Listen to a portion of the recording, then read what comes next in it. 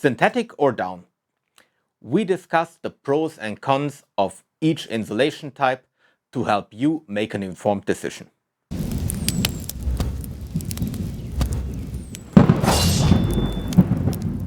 Hey guys, welcome to the High Ground. My name is Fabio, and today we're discussing the differences between down insulation and synthetic insulation. Whatever we will discuss today is applicable for sleeping bags, for insulation pants, but especially for insulation jackets. And this is why I brought two insulation jackets to show you, one made of down, one made of synthetic, and we can dive a little bit deeper into the topic. Choosing the right insulation is super important. Especially your jacket or your sleeping bag is more or less your lifeline. It is what will keep you warm in an emergency. If your feet get cold, yes, worst case you will get frostbite, but really keeping the core temperature up of your body is the most important thing out in the mountains when you're in a snowstorm or in any other emergency situation. Today I brought you two jackets, the Patagonia Fitzroy jacket, which is a down jacket, and the Arc'teryx Atom AR, which is one of my favorite synthetic jackets. A little bit on my background. I have substantial experience outdoors, especially in the mountains. I was in the Swiss mountain guide course. I got sidelined by an injury, but I will get back to it and finish it. And I spent on average roughly 200 days per year actually out in the mountains. So I'm doing this since I was maybe 18. Before that, of course, a lot of hiking with my family and stuff, but really mountaineering and climbing on my own responsibility since almost 20 years now. Okay, this is my background. These are the jackets.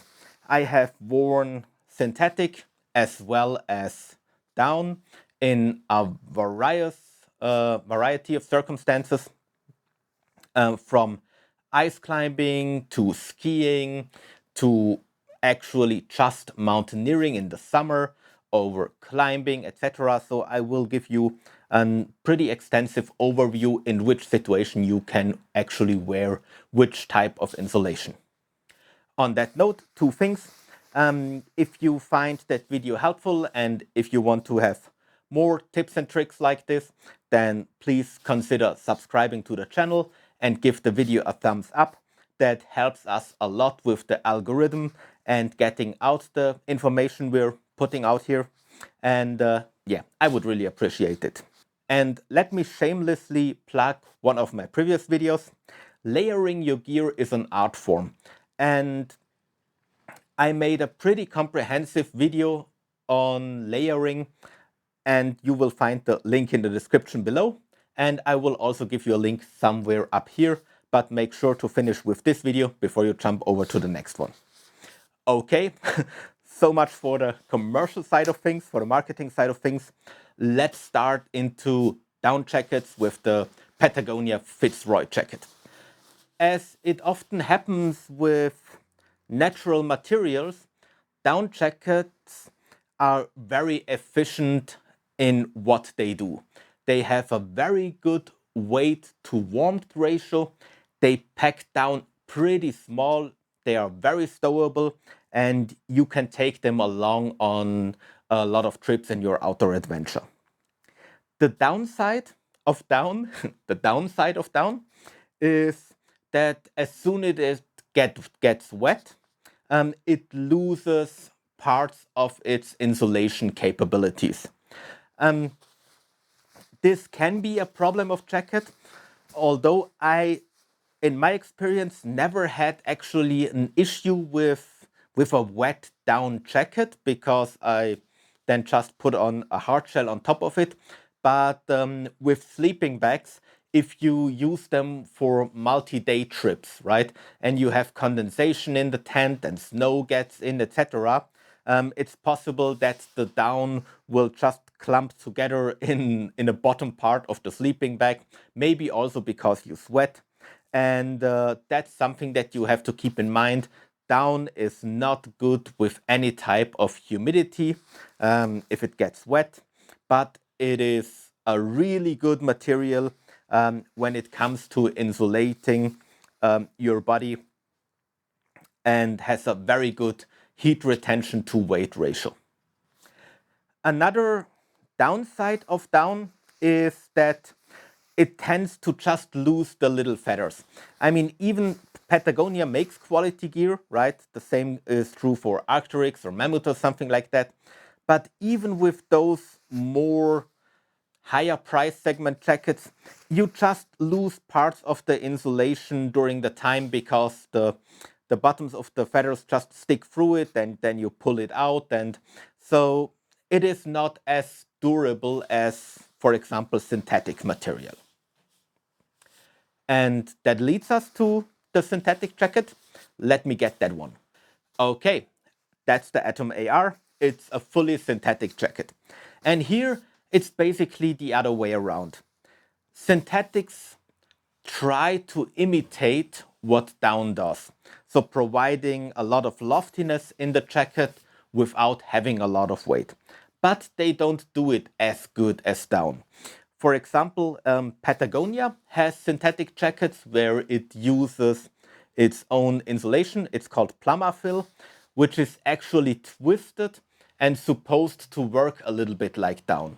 And although those jackets are really good, I made a comparison video actually of this one and the Patagonia Alpine Puff hoodie if you're interested. And although those jackets are really good, they're still not as good as down jackets. That's just the truth. What they are actually doing better is staying warm when they become wet. In terms of staying warm is very a relative term. If you are soaking wet, and I especially encountered that when I did something with high physical exertion like trail running, and I was wearing the ultralight version of this jacket. It's one of my favorite jackets for really the activities I do, part of my action suit. But if something is super wet, it just dilutes your body of heat. I mean, regardless, yes, the insulation might still be intact, but you won't be warm if you have a soaking wet insulation jacket on. You will be warmer with that than with down because it still keeps its properties, but you will still freeze and lose a lot of heat. So changing your clothes when you're really wet is something that you should really consider. What those insulation jackets made from synthetic material also do better is actually wicking moisture. Especially the Arc'teryx insulation, the Corloft insulation, is very good in transporting moisture away from your body. That means, for example, you just ran up a mountain and you're sweaty, you're cold, and now you stop to enjoy the view and you put on your insulation jacket because you want to have it warmer, right? Then this jacket will be very good to dry you out compared to the down jacket, which will also keep you warm, but will suffer under the wetness that you bring with you and will not really contribute to getting the sweat away from your body. So this is also something that synthetic does much better than down jackets. Now, where would I use a down jacket and when would I use a synthetic jacket? Well, for me, this is fairly easy. The down jacket always comes out of the closet when it is super cold. The synthetic jacket is more something I used when I estimate that I will have high physical exertions, I will sweat a lot, or I will encounter moisture on multi-day trips. A few examples: ice climbing, 1 day ice climbing trips, north faces where I really have to stand in the shade and belay my body and it is cold and I might stand there for a long time, then it's the time for a down jacket, right? It goes on top of my backpack, and as soon as I arrive at the belay, I put in some security for me, attach myself to the belay, put on the belay jacket, put on my mittens, and then I belay my body up there. So that's for what I use this down jacket. Also, next week I'm going to a 24-hour survival bivouac at in the coldest place of Switzerland. They had up to minus 50 degrees. I think it's minus 50 degrees was the record, or minus 30, but far in the minus degrees Celsius. Also for that, I will bring my down jacket. More thinking about the tactical or survival application, if I would have to stand guard all night, I would put on a down jacket. Now, synthetic is something I like to wear for anything where I'm actually physically moving. So my action suit, and refer back to the layering tutorial, my action suit will always have synthetic insulation. I will never go with down insulation for my action suit. I could think of a few circumstances when you're going high altitude climbing, when you actually have a down overall. That's possible, but for anything that is up to 5,000 meters, or here in the Alps, in our moderate climate zones, then I will go with synthetic for my action suit. Something, for example, like a sleeping bag that stays in my car. In my car, I have a cheap synthetic emergency sleeping bag that I just leave there in case I drank too much and want to sleep in the car. I get stuck in a storm or in a traffic jam or something like that. That happens even here in Switzerland. Then I want to make sure that I have something that retains my body heat. And for that, for example, I have a synthetic sleeping bag there because it is not as sensitive to changes in air temperature and moisture as the down sleeping bag is.